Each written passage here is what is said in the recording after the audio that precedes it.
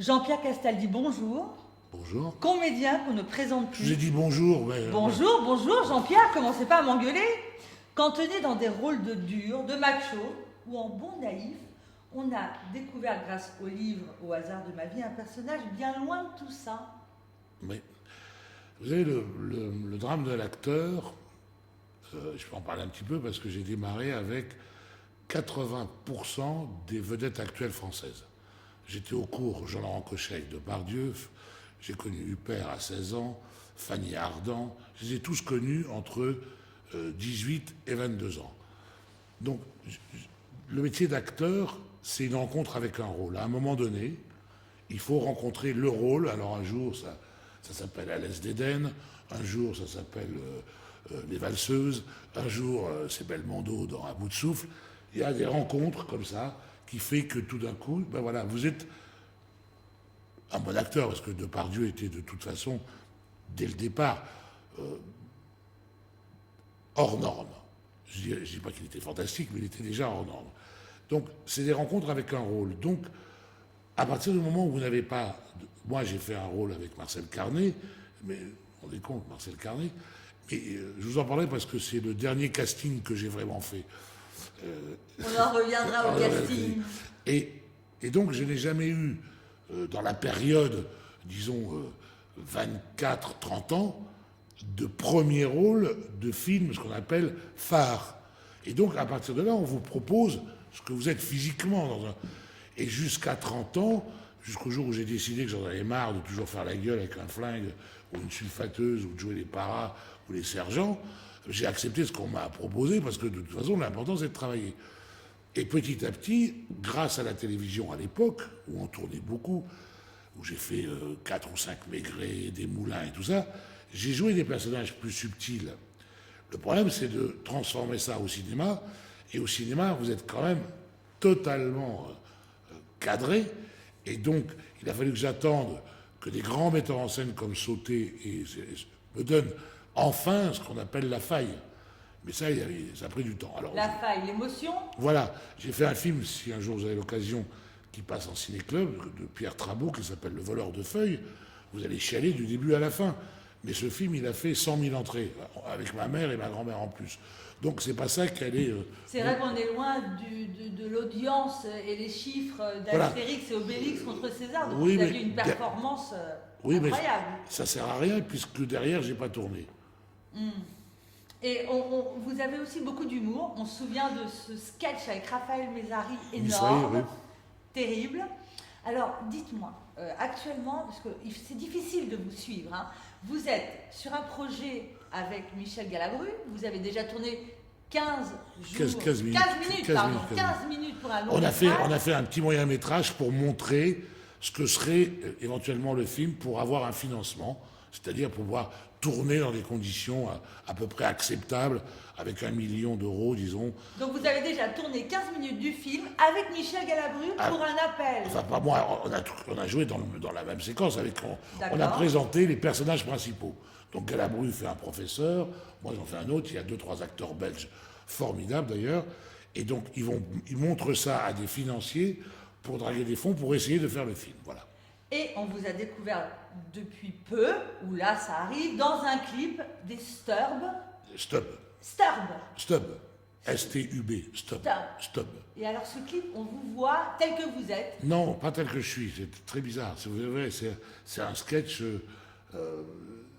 c'est une espèce de rêve, c'est surréaliste. C'est l'équipe de Stromae qui a fait ça. J'ai tourné ça à Gand. Et enfin, moi, je trouve qu'il y a 3-4 plans de moi dans ce film. C'est rare que je dise ça. Ça correspond exactement à l'image des rôles que je pourrais faire maintenant à cette période de ma vie. Voilà. Avec ce physique-là, en ayant grossi, voilà. Alors je fais un peu mafieux. On ne sait pas si je suis diable. On ne sait pas. C'est espèce. Voilà. Et je parle. Je chante pas évidemment. Jean-Pierre Castaldi, on vous a vu au cinéma, à la télévision, au théâtre. Beaucoup. Dans les clips. On connaît votre histoire avec Simone Signoret, votre fils, votre famille. Quel regard portez-vous sur le métier en général aujourd'hui? Vous êtes un passionné, vous êtes un comédien au sens noble du terme. Qu'est-ce que vous pourriez Je nous dire suis du réconcilié métier? avec le métier depuis 6 mois. Uniquement depuis 6 mois? Oui, pendant 3, 4, 5 ans, 6 ans. J'aime pas balancer les noms et tout ça, mais globalement, 70% des gens qui font des carrières depuis quelques années, je ne serai plus là pour le voir, mais j'aimerais bien savoir ce qu'ils seront dans 20 ans. Parlez-nous de votre formation. Comment ça a démarré pour Oh vous? là là, moi j'étais chez Jean-Laurent Cochet, c'était l'école pure et dure. On ne le sait pas, parce que nous on ne parle pas de ça. Je suis admissible au conservatoire, j'ai pas fait la rue Blanche, parce que René Simon, le grand René Simon, m'a dit: ah, avec la gueule que t'as, tu vas faire du cinéma, qu'est-ce que tu vas faire chier à la rue Blanche, tu vas pas rentrer à la Comédie Française, va tourner. Et il avait raison, 3 mois plus tard, je débutais. Mais aujourd'hui, quand je raconte ça, les gens ne vont pas se rendre compte, mais je décrochais 3 jours de tournage avec Jean-Paul Belmondo. Mais vous ne pouvez pas imaginer, à l'époque, on faisait un bond de 10 mètres, de tourner 3 jours dans un film. On était payé 3500 balles par jour. Je gagnais plus par jour que mon père, qui était ingénieur. C'était tourner dans un film, c'était le fin du fin. Et alors les castings, vous devez en avoir passé plein, justement. Aucun. Comment ça, Très aucun? peu. Non. Quand j'ai Pas tourné, d'audition. quand j'ai tourné avec Jean Gabin, vous imaginez, Gérard avait Gérard Depardieu qui fait Zézé Perrin, il avait 21 ans, je crois, et moi je devais avoir 24 ans, parce que j'avais mon fils, et mon fils venait de naître. Guillaume, le fils de Gérard et bien, était à peu près du même âge. On tournait avec Jean Gabin. Jean Gabin, il arrivait sur un plateau, il rentrait sur un plateau, il avait une doublure lumière qui faisait ses trajets, il regardait sa doublure lumière, il laissait préparer, il revenait, il regardait, il fait celui-là, là, il est pour moi, oui, alors tu le bouges un peu, il réglait ses lumières, il disait: messieurs, il y aura une répétition et une prise. D'accord. Donc je peux te dire que quand tu entendais moteur, On tourne. ça tourne, partez, action, Vous je vais n'avez te pas le dire, droit à l'erreur.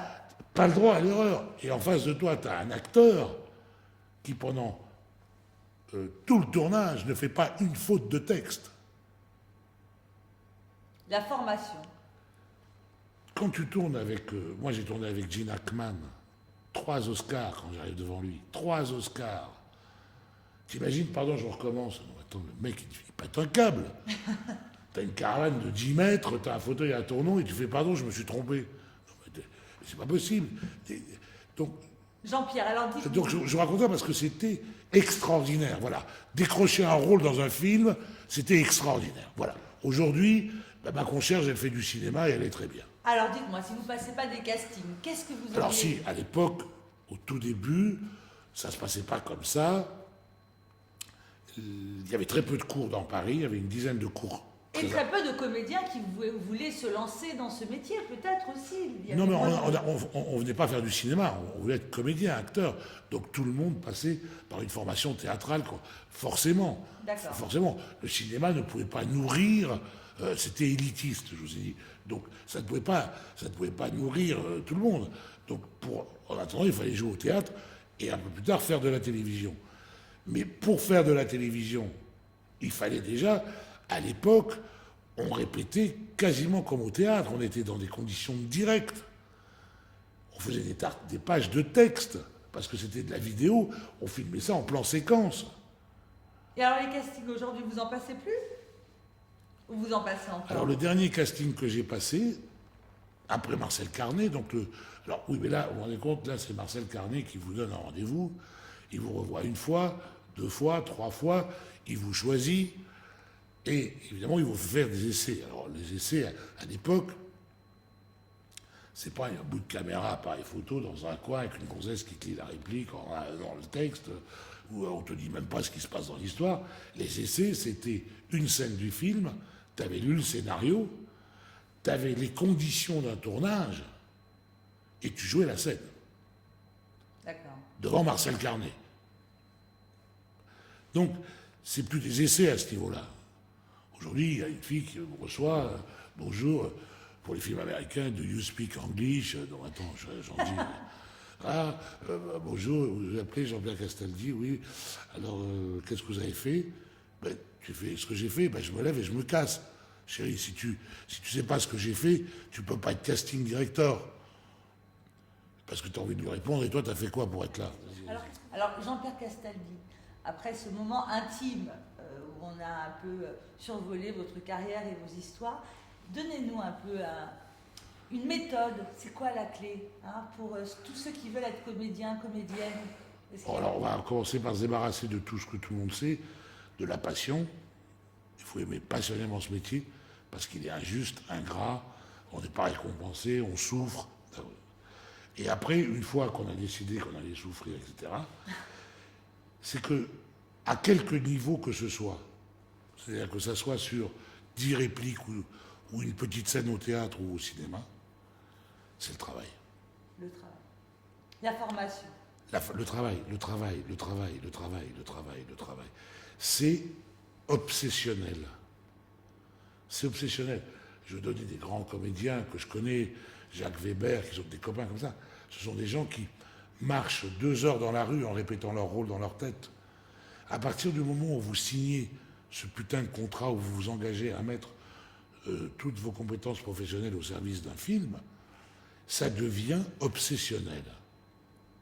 Le travail.